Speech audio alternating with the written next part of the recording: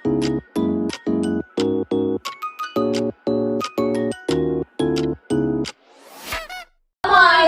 warahmatullahi wabarakatuh. Hai, kembali lagi di Kobar Koas Bella Ana Rani. Di sini saya sebagai host Bella Dona Bareni dan siapa nih Kak? Dan saya di sini Ana.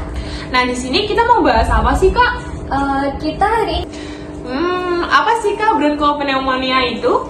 Jadi bronkopneumonia itu merupakan radang dari saluran pernafasan dari mulai bronkus sampai ke parenkim paru. 80% bronkopneumonia itu sendiri disebabkan oleh virus, lalu diikuti dengan bakteri. Tapi di beberapa kasus itu juga bisa disebabkan karena jamur. Dan bronkopneumonia ini sendiri bisa terjadi disebabkan oleh barengan, bisa karena virus dan juga bakteri. Nah itulah yang membuatnya menjadi bahaya. Bronkopneumonia itu sendiri dia merupakan penyebab kematian nomor 1 di dunia pada anak usia di bawah 5 tahun. Wah, gitu ya Kak. Itu tuh apa sih yang menyebabkan anak tuh menjadi rentan terkena bronkopneumonia ini? Jadi, kalau teman-teman tahu kenapa sih seseorang itu bisa sakit? Seseorang sakit itu ada 3 faktor. Yang pertama itu karena orang itu sendiri. Misal kekebalan tubuhnya, gizinya itu baik atau enggak. Kedua adalah si kuman. Jadi si kuman itu sendiri apakah kuman ini tuh agresif atau enggak. Lalu yang ketiga adalah lingkungan. Lingkungan itu termasuk dari polusi udara itu sendiri. Seperti yang sekarang ini ya banyak sekali polusi. Jadi dengan adanya polusi ini menyebabkan saluran pernafasannya itu meradang. Kalau saluran pernafasannya itu meradang, bisa rentan terjadi infeksi saluran pernafasan. Lalu mengapa si infeksi paru ini tuh malah rentan menyerang anak-anak di bawah usia 5 tahun?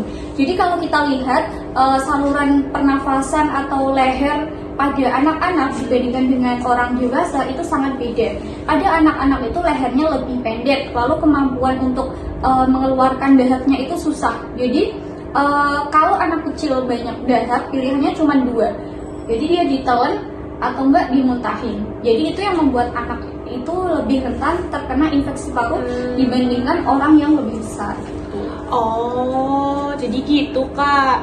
Terus apa sih yang membedakan batuk pilek biasa sama batuk pilek karena dia tuh parunya terinfeksi? Jadi kalau batuk pilek atau biasa disebut dengan common cold, jadi anak itu batuk terus disertai dengan hidung berair, tapi anak ini masih bisa lari-larian, main ke sana ke sini, masih lincah. Tapi kalau yang namanya infeksi paru, biasanya anak ini akan nampak sesak. Bahkan dia saat lagi santai, lagi istirahat, nafasnya tuh ngos-ngosan. Kemudian ada di beberapa kasus ketika kita lihat itu perutnya sama dadanya, kita lihat itu ada seperti tulang yang masuk ke dalam. Terus bisa juga kita lihat dari cuping hidungnya. Jadi anak itu cuping hidungnya kembang kempis. Itu menandakan anaknya itu mencari udara saat nafas itu. Nah itu yang itu tadi menandakan si anaknya itu lagi berusaha untuk nyari udara gitu ya. Biasanya anak yang sudah sampai sesak dia nggak mungkin tuh masih lari-larian, masih kesana kemari. Pasti dia duduk aja udah lemes. Oh, tadi kan karena kekebalan tubuh yang nggak bagus ya Kak.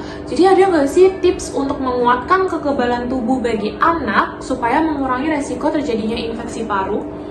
Jadi pertama dari anaknya itu sendiri kita pastikan supaya gizinya itu baik. Jadi jangan berharap anaknya ini bisa kuat lawan sakit kalau gizinya saja kurang gitu. Terus kemudian bisa diperkuat dengan imunisasi. Imunisasi apa saja sih? Jadi banyak ya imunisasi itu mulai dari PCV, terus rota yang katanya tuh buat diare itu juga bisa untuk melindungi paru-paru. Terus nanti ada BCG yang buat TBC, terus ada TGPT. Nah, dan segala macamnya imunisasi itu dilengkapi semua sama makan makanan yang baik. Terus saat keluar rumah bisa memakai masker terutama di daerah yang berpolusi. Jadi yang utama itu adalah gizi ya Kak. Jadi lumayan berbahaya juga ya infeksi paru ini. Jadi Jadi begitu teman-teman, sekilas tentang bronkopneumonia. Tadi dari Kak Ana sudah menjelaskan apa itu bronkopneumonia, apa penyebabnya, bagaimana tanda-tanda dari infeksi paru itu sendiri, bahkan pencegahannya. Sekilas tentang penjelasan tentang bronkopneumonia ini semoga dapat membantu teman-teman, Bapak, Ibu, dan adik-adik sekalian. Terima kasih. Wassalamualaikum warahmatullahi wabarakatuh. Bye-bye.